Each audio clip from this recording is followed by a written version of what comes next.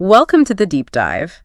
Today, we're embarking on a really crucial journey. We're looking into a skill that often gets overlooked, but is, well, absolutely key to unlocking true fluency and confidence in English. Definitely. Even if you're already an advanced speaker, we're talking about mastering pronunciation. Right. Think of this as maybe your shortcut to feeling properly well-informed about this pivotal and often underestimated part of the language. And, this deep dive, it goes so much further than just making the right sounds. It's more than just phonetics. Yeah. We're going to explore the why behind effective pronunciation, sort of uncovering how it profoundly impacts not just being understood, Right. but also that connection and trust you build when you speak. So our mission today really is to extract the most important nuggets of knowledge from the sources we've gathered, all designed to help you sound more natural, more fluent, and ultimately more confident. Okay, so let's kick things off with the core question this material tackles. Why does pronunciation matter? Good question. It's fascinating, isn't it? How many learners, they obsess over grammar rules, expanding their vocabulary, which are important, no doubt. Sure they are. But here's the insight. Your pronunciation. It's like the invisible GPS for your message. Huh. Interesting analogy. Without it, even the most grammatically perfect sentences can just, get lost in translation. Clarity isn't just about what you say. Right. It's about how you say it. And a tiny shift in sound can completely flip what you're trying to convey. Oh, absolutely. Think about the classic confusion between, say, ship versus sheep. Yeah. Or bit versus beat. Happens all the time. Exactly. Or even live, L-I-V-E, meaning to exist, versus live, L-I-V-E, like a live show.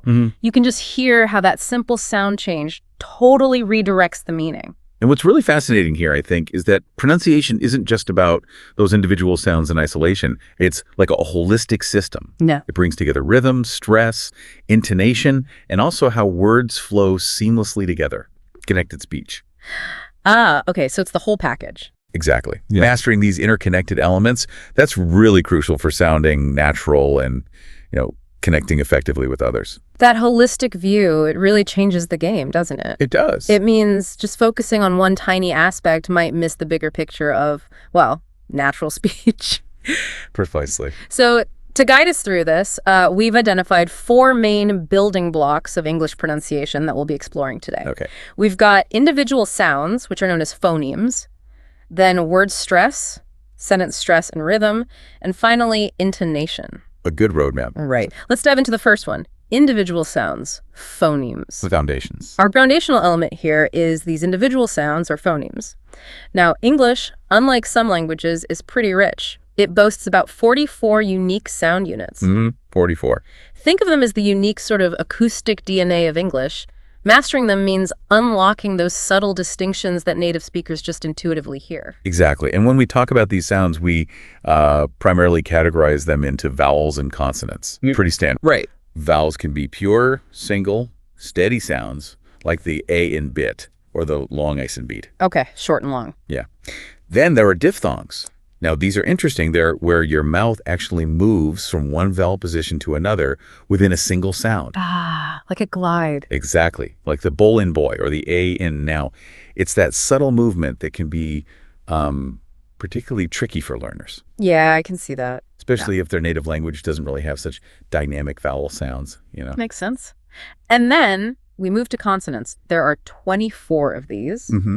Now, while many are quite straightforward, some can be a real challenge, right? Especially if they just don't exist in your native language. Oh, definitely. And this raises an important question. Why are some consonants so tricky? Often it's about the subtle distinctions, like the difference between voiced and voiceless pairs. Okay, explain that a bit. Sure. Try saying B as in bat. Feel that vibration in your throat. Now try P as in pat. Right, no vibration. Exactly. That's the voicing distinction. Then, of course, there are the infamous D sounds. Oh, yeah, the eeky. The soft, voiceless the in think, and the vibrating voiced E in this. Tricky ones. They really are. For those, you literally place your tongue slightly between your teeth and gently blow air for E, or vibrate for E. Okay. Other common challenges we see include sounds like in she, the T and church, or that E sound at the end of sing. Right, the ing sound. Yeah. it can be tough to get those just right. Now, if hearing all these distinctions feels a bit maybe overwhelming. Which it might. Don't worry. The real secret sauce, as it were, isn't just practice, but deliberate practice. That's the key word, deliberate. Yeah. Turning those fleeting mistakes into moments of profound learning through targeted self-correction. As our sources emphasize, it's about daily engagement, recording yourself. Mm-hmm. And comparing what you hear to native speakers, it's definitely a journey, not a sprint. Absolutely. Patience is key. So we've tackled the individual sounds, the tiny building blocks. But what happens when these blocks come together in a word? Now it gets interesting. That's where word stress comes in. It's like this hidden superpower that can completely change what you're saying, even if the individual sounds are perfect. It's so true. The sources give some really compelling examples that highlight this perfectly. Like? Well, we'll consider present, the noun, like a gift. Present, okay. Versus present, the verb, as in to give something. Wow, yeah. Hear the difference. Or record, the noun, like a vinyl record. Record. Versus record, the verb, meaning to save sound or information. Yeah, okay. And another one, contract, the noun, like an agreement. Contract. Versus contract, the verb, meaning to shrink or to enter into an agreement formally. Contract. Yeah, the stress really defines the word's function. It's part of speech even. Exactly. It's fundamental. So to sound natural, you really need to hit the right syllable with that extra emphasis, that punch. You do. For two-syllable words, there's a helpful general rule, right? Most nouns and adjectives typically stress the first syllable. That's often the case, yeah. Like table or happy. Right. But most verbs, on the other hand, tend to stress the second syllable. Correct. Like re-LX or return. It's a common pattern. Mm-hmm. And a great practice tip from our material is just to actively listen to native speakers. Really tune in to which syllables they stress. Just listen carefully. Yeah. You could even try like clapping or tapping out the stressed syllable as you listen or practice yourself. Oh, that's a good idea. Make it physical. Exactly. This is where it gets really interesting because it shows how just a simple emphasis changes everything, helping you internalize that natural rhythm of the word. Okay, so once you've got word stress kind of figured out, yeah. The next layer of complexity and frankly naturalness comes when those words join forces in a sentence. Right, the bigger picture. This brings us to what we call sentence stress and rhythm. English is known as a stress-timed language. Yeah. What does that actually mean? Yeah, that sounds technical, but the idea is pretty intuitive, actually. It means we don't give every single syllable equal time or importance. Okay. Instead, we tend to rush through the less important words to really highlight the key ones. It's almost like a drummer hitting the strong beats harder and faster, you know? I like that. Creates a rhythm. Exactly. It gives English its characteristic sort of bouncy rhythm. So which words get the stress then? Well, typically it's the content words. These are the words that carry the main meaning, things like nouns, main verbs, adjectives, and adverbs. The important information. Precisely. And the function words like articles a, prepositions to in, and Siegschmel or auxiliary verbs is or can, will, they're usually unstressed. They also sort of disappear into the flow. Right, they get reduced. Yeah, exactly. One key illustration from the readings makes this super clear. I want to go to the store. Classic example. Notice how want, go, and store are the words that really get the emphasis, the stress. They carry the core message. While I, to, and the are pronounced really quickly, almost merging into the other words, you can feel that rhythm, that pulse. Da-doom, da-doom, da-doom, da. Exactly that pulse. And to develop this natural rhythm, a great exercise is just to read sentences aloud and really exaggerate the stressed words. Overdo it a bit. Yeah, temporarily. It helps you feel the pulse of English and build that natural flow into your own speech. Makes sense. Okay, next up we have intonation. The music. Often called the music of English. Exactly. It's all about how your voice rises and falls as you speak. The melody. Yeah, the melody. And it's incredibly powerful, isn't it? Because it can convey emotion or turn a statement into a question. Or show sarcasm or excitement. Right. Or just make your speech more engaging, less monotone. Absolutely. And we see a few key types or patterns of intonation in English. Okay, like what? Well, there's rising intonation. This typically signals a yes-no question, like, are you coming?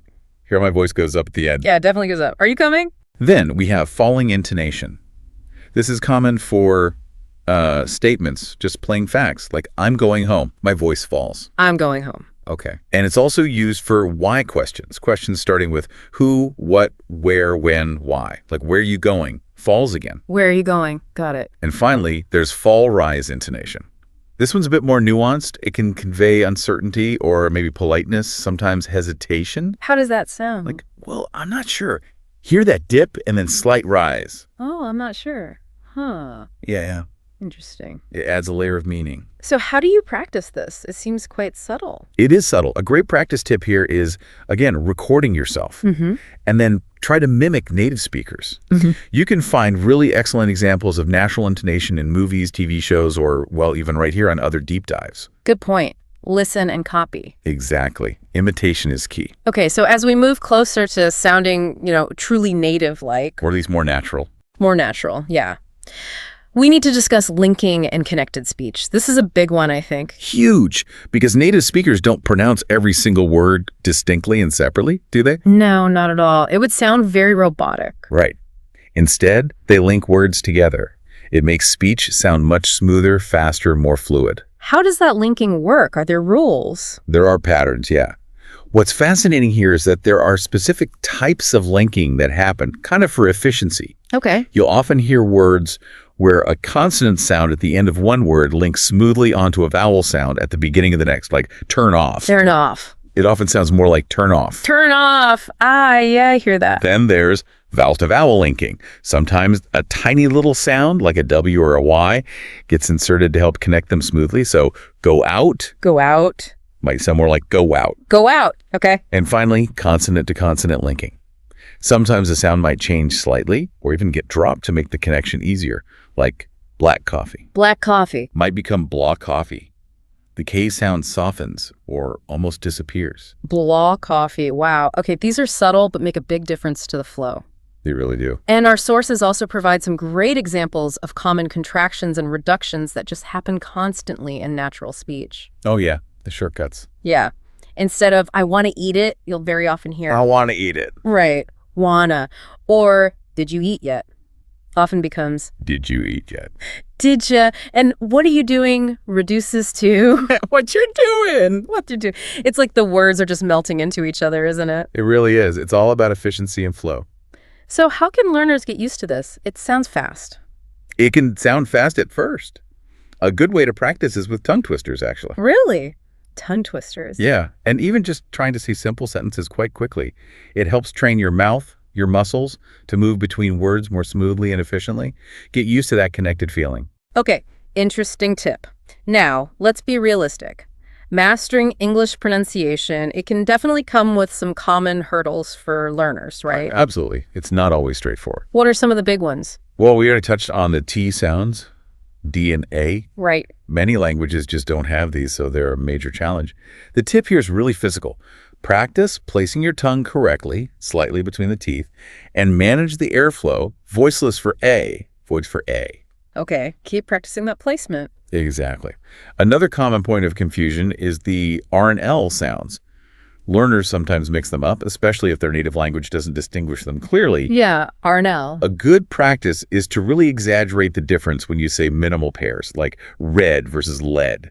Feel the different tongue positions. Red lead. Oh, And yeah. then there English's infamous silent letters. Ah, yes. The ghosts in the words. Exactly. The K in night, the B in doubt, the W in right. Why are they even there? Historical reasons, usually.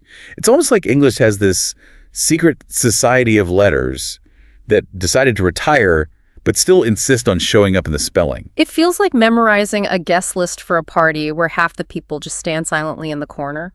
That's a great way to put it. You just have to learn them, which, yeah, can be frustrating. Mm-hmm. And lastly, homophones. Words that sound exactly the same but have different meanings and spellings. Like two, and two. Or there, and there. Classic examples. These can be tricky, especially in writing, but also just in understanding context. There's the tip there. Practice them within full sentences. Context is everything for homophones. Right. Context helps sort them out. So, okay, acknowledging these challenges, what does this all mean for your ongoing improvement? What's the practical takeaway? Well, the material we've reviewed, it kind of distills it down to a few key pieces of practical advice. Really solid tips. Okay, let's hear them. First, immerse yourself in native speech. Listen and imitate. A lot. Exposure is huge. Listen and imitate. Got it. Second, record yourself. We mentioned it before, but it's crucial for self-correction. You need to hear yourself as others hear you. Okay, brave the recording. Do it. Third, use pronunciation apps. Things like ERSA Speak, Forvo, Youglish, they offer guided practice and often specific feedback. Leverage technology. Good one. Fourth, practice with tongue twisters. Seriously, they're a fun, effective way to train your mouth muscles and tackle tricky sound combinations. Like, she sells seashells. By the T-shore. Or red lorry, yellow lorry. Try saying that one fast. Red lorry, yellow lorry. Tricky. Okay. Fifth, get feedback, if you can, from a teacher, a tutor, or even just a patient language partner.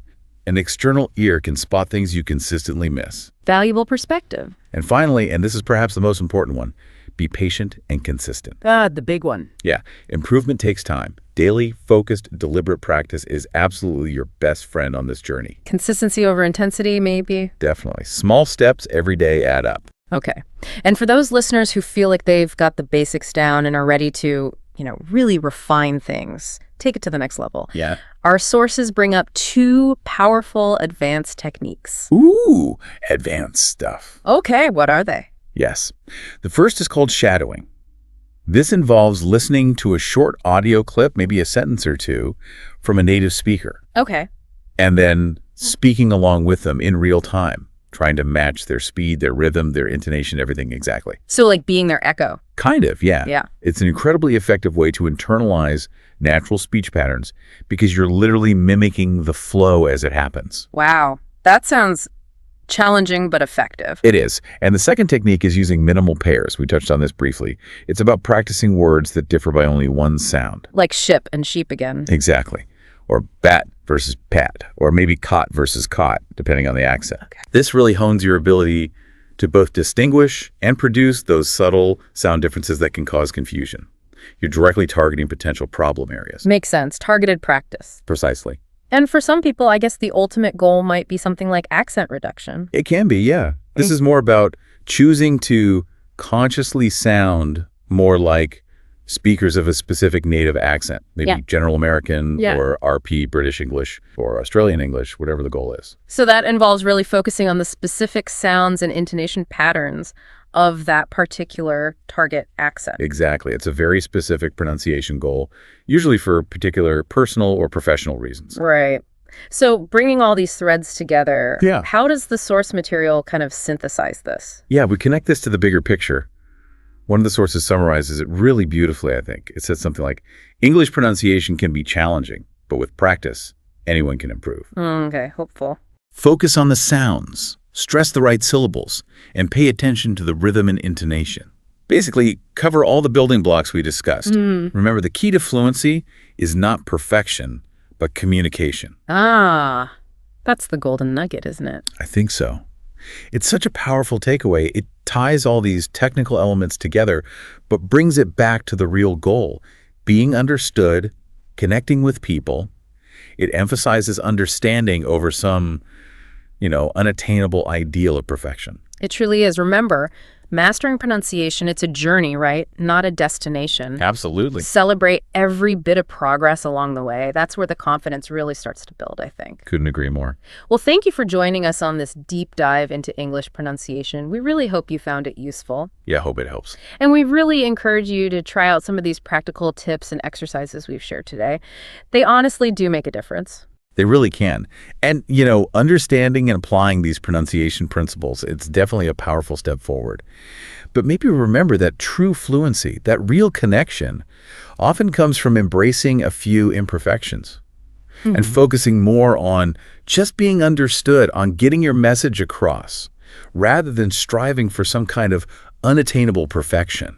That's a really interesting final thought. It kind of raises an important question, doesn't it? How much does perfect pronunciation really matter if you can already communicate effectively and connect meaningfully with others? Yeah, something to mull over. Food for thought. But the main thing is the art of English pronunciation, it's absolutely within your reach. It is. Keep practicing, stay motivated, and that confidence, it'll definitely follow. For sure. Yeah. We'll catch you on the next deep dive.